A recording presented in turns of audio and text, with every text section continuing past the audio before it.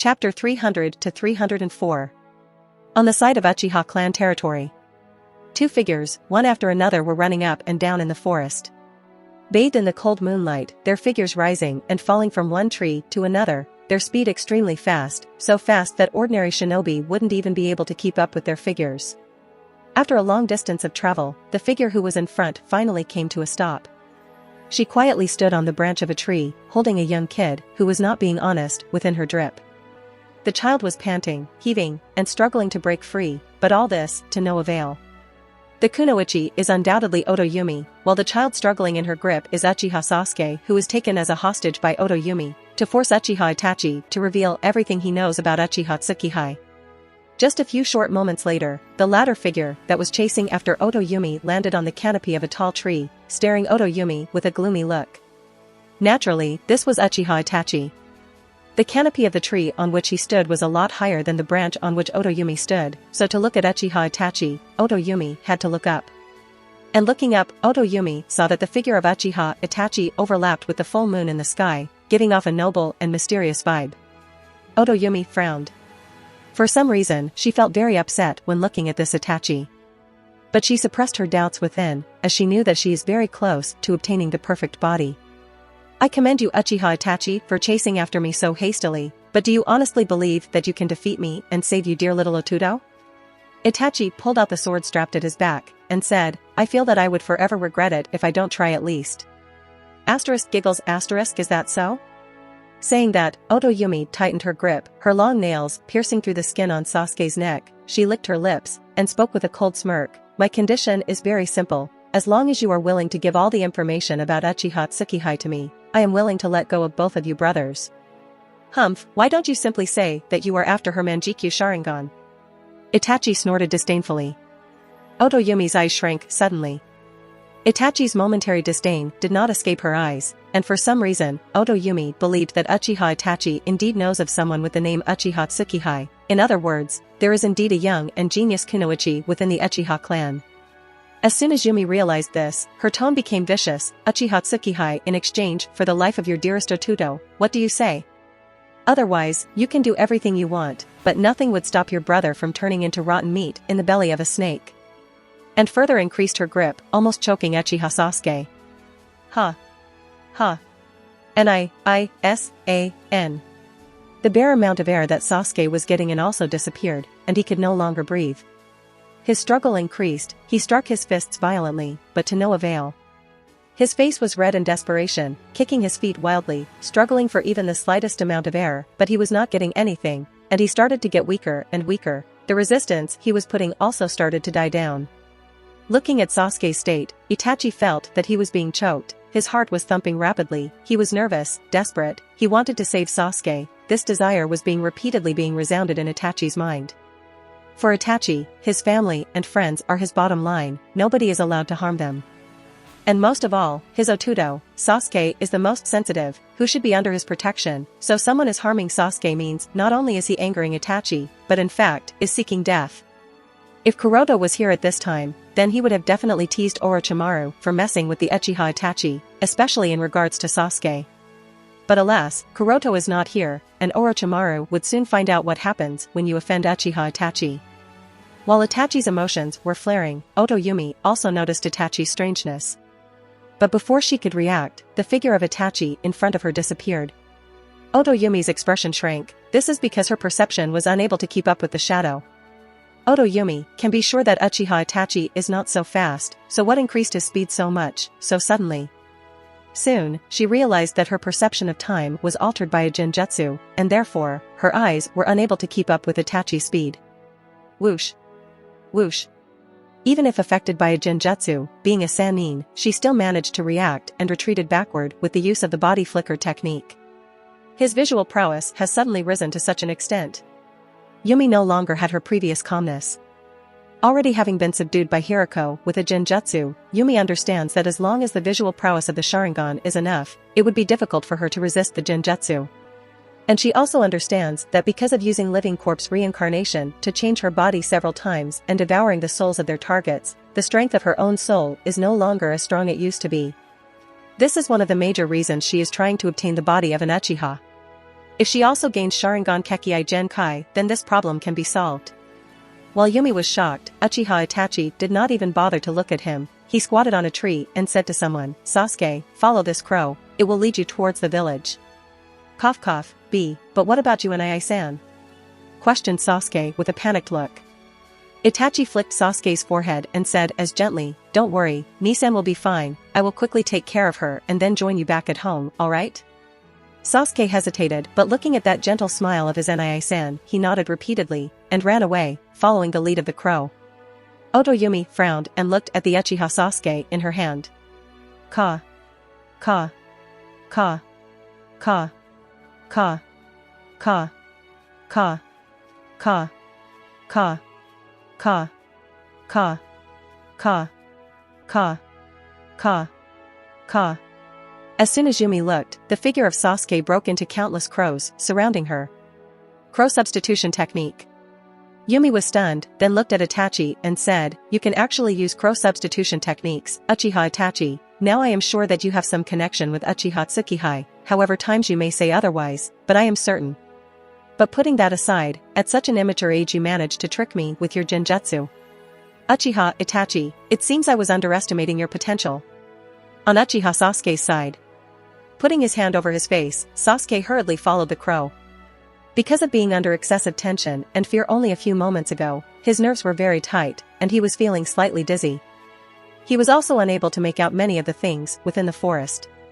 All he wanted was to get as far away from that witch as possible and as soon as possible.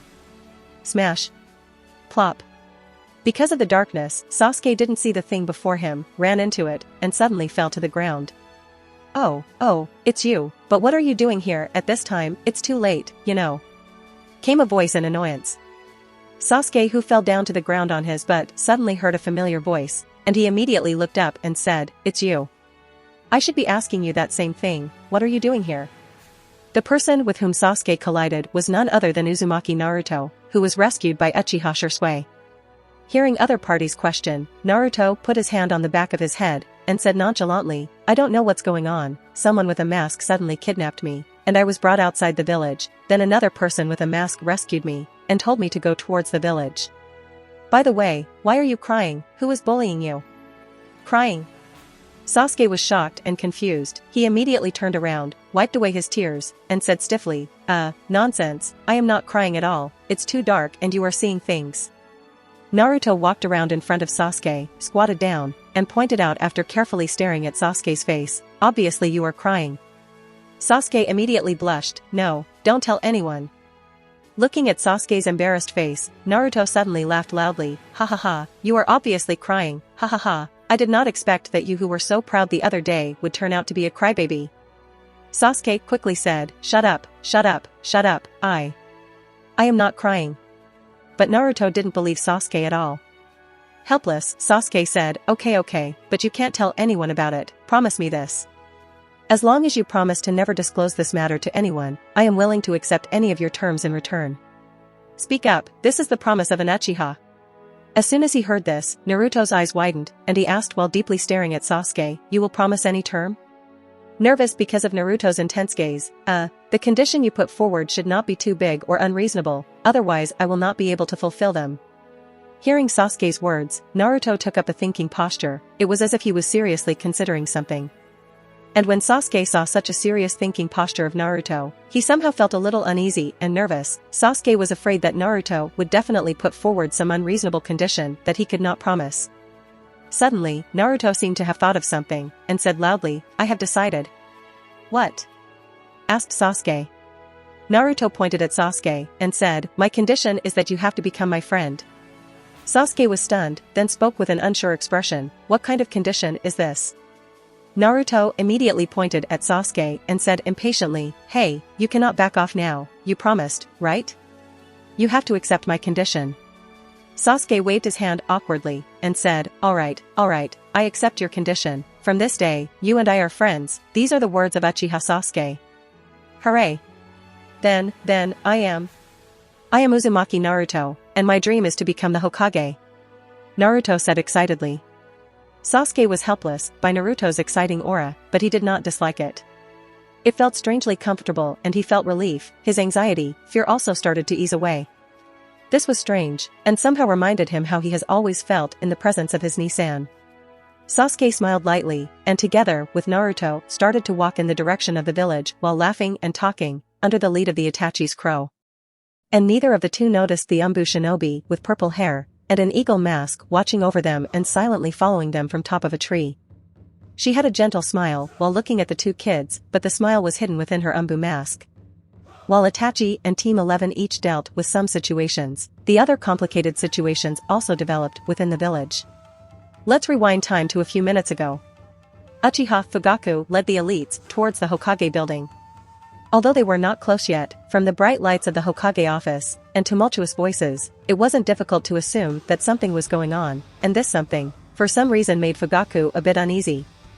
What could have happened that prompted Sandaime to issue emergency evacuation and also gathered so many ninjas at once? Muttered Fugaku in doubt. Fugaku can easily determine that at least 100, or probably more high-level shinobi gathered at the Hokage building at this moment. In terms of number alone, Uchiha clan is obviously outmatched. Therefore, Fugaku has made up his mind, once he sees Sandaime, and feels that the Hokage faction is planning to take some action against his clan, then Fugaku will immediately use his Manjikyu Sharingan to solve the matter at once. At least that way, his clan wouldn't be hit and annihilated by a surprise attack. And for this very reason, Fugaku made sure that all the youngsters, including his sons Itachi and Sasuke, were left behind at the clan, so as to improve the chances of survival of the Uchiha clan even in the worst-case scenario. Only a few seconds later, the team led by Uchiha Fugaku arrived at the Hokage building. As soon as he arrived, Fugaku saw Sandaime, the two elder consultants, as well as around 100 or so shinobi standing. Looking at Sandaime, Fugaku was silent, while he also started brewing his dojutsu, ready to cast at a moment's notice.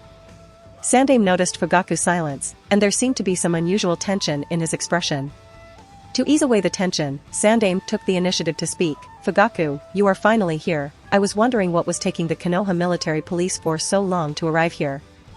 Fugaku frowned. He was a bit confused. "Forgive me for asking this, Hokage-sama, but I am a bit confused. I heard that you have issued the village to enter a state of emergency. What exactly happened, and why was the Konoha military police force not notified?" "The security of the village is under the jurisdiction of Konoha military police force, and yet we were not even informed of such." Sandaime frowned upon hearing Fugaku's words. The Umbu were ordered to summon all the clan heads, and Uchiha clan was no exception to that. As such, the order of summoning should have arrived at Uchiha clan. "What?" Fugaku was shocked. He turned to look at one of his men, who shook his head in response. From Fugaku's shocked expression, Sandaime understood that his guess was indeed correct. There is indeed some third party planning some things, and the Umbu responsible for passing the order to the Uchiha clan might have fallen in the hands of this third party. Now confirmed that the Uchiha clan is innocent, Sandaime spoke. "Well, I will briefly explain the situation to you.